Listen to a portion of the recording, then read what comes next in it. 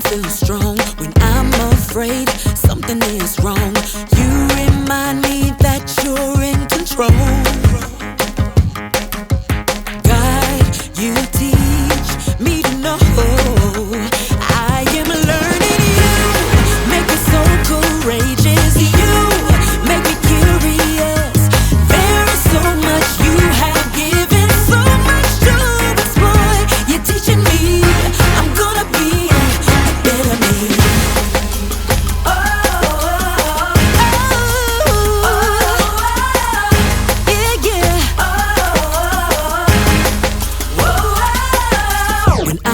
Scared of what I don't know, when I'm afraid, thinking I'm alone, you remind me that I still belong. Oh yeah, God, you help me to grow.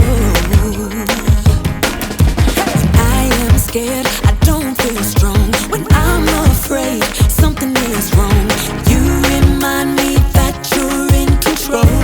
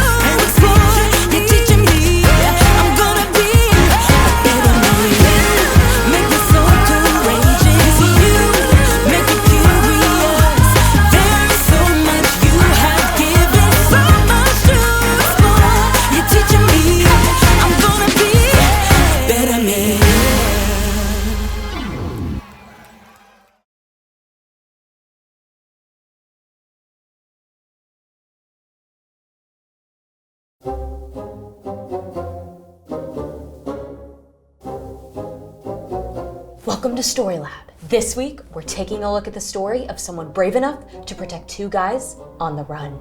Hey Skylar, where are you?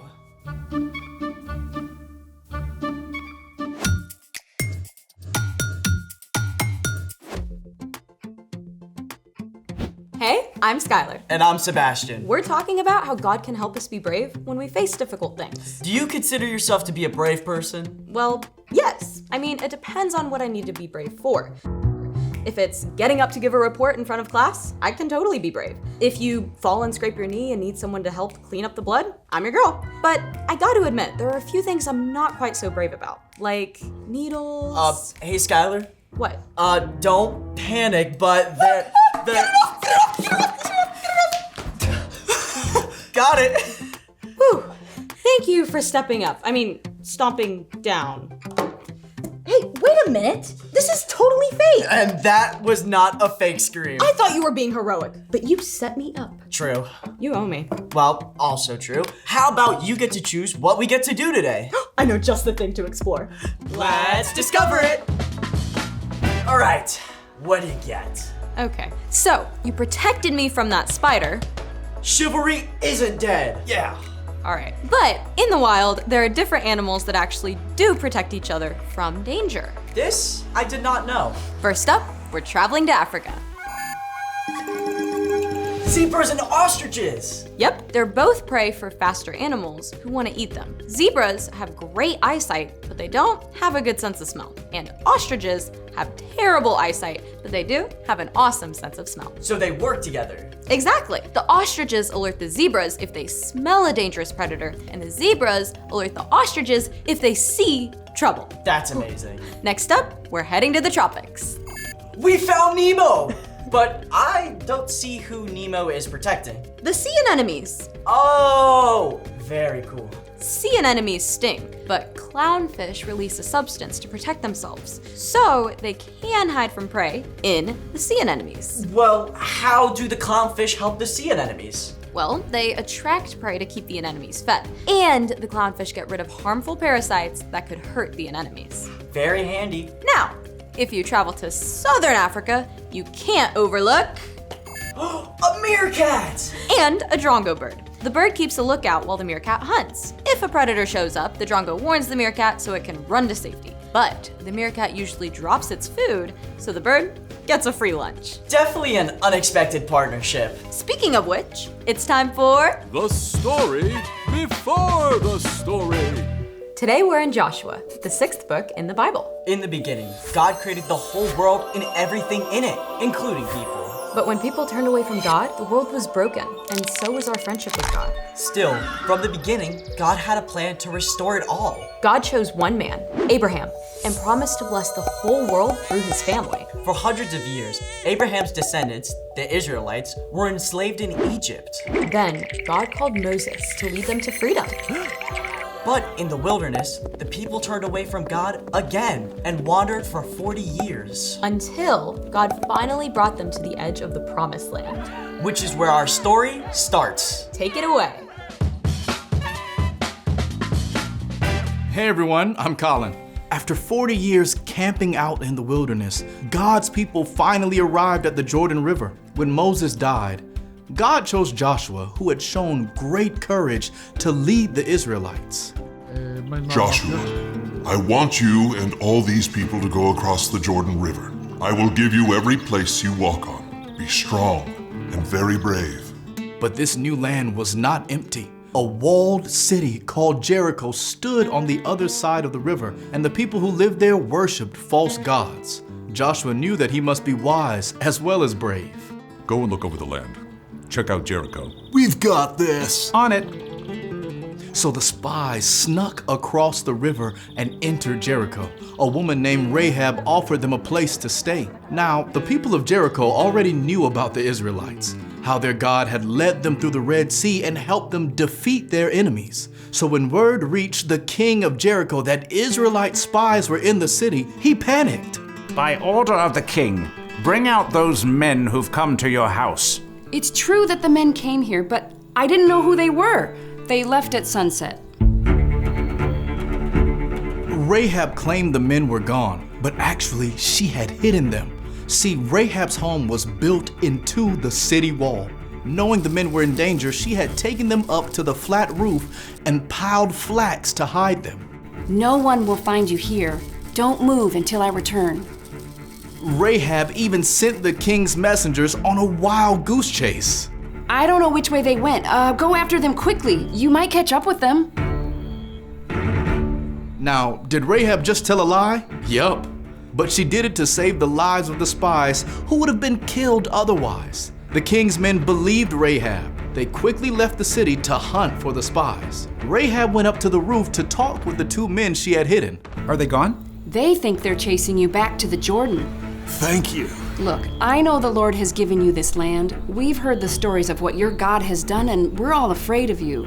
The Lord your God rules heaven and earth. You're not an Israelite, but you speak truth. Just promise that you'll be kind to me and my family. Don't let us be killed. You're saving our lives, so we'll save yours when the Lord gives us this land. The city gates were shut for the night, so there was no way for the spies to get out of town, except through the wall itself.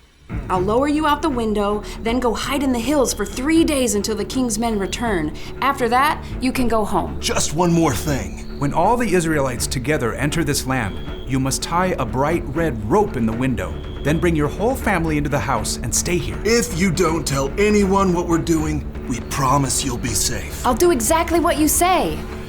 Rahab lowered the men on a rope and they escaped into the hills. At the end of 3 days, the king's men returned to Jericho and the spies made their way back across the Jordan.